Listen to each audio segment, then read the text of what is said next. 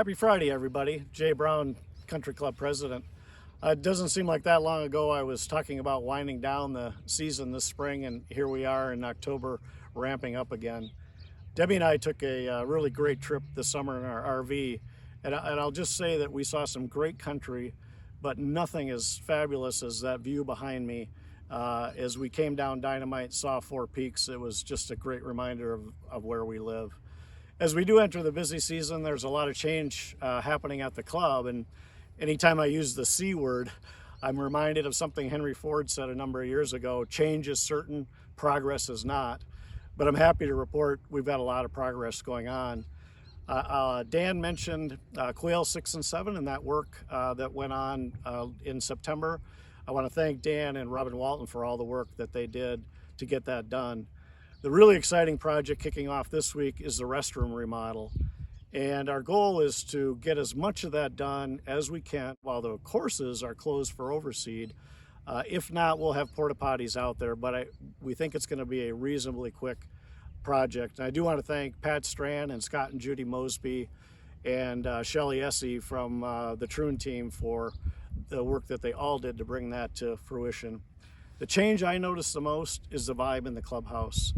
We're mostly staffed all across the club, and not just in the clubhouse, but out on the maintenance team and Dan's team. And you can just feel the difference in the team, feel the vibe. We've got a number of events going on this season. We've got 130 events, Anthony told me, coming up.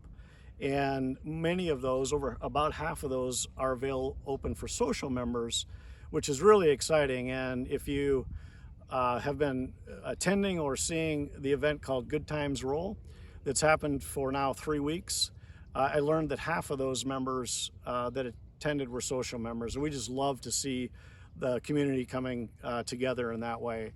So our culture of excellence is really starting to show, and I'm so excited about what I'm seeing and feeling in the clubhouse. Lastly, I just wanted to touch base on EPCOR. I hope you're watching and reading the Roadrunner.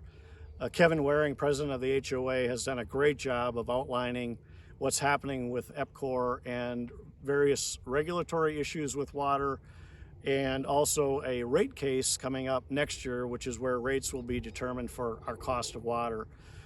We have very much mirrored what the HOA has done in terms of how we've engaged the commission on some concerns that we have. I don't want to get into a lot of detail other than to say we've been very much engaged in the same way that the HOA has in working together to make sure that Rio Verde at large is being heard.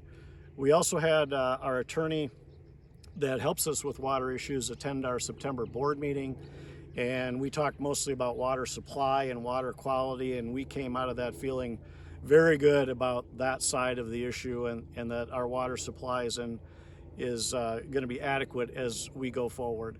So we felt really good about that.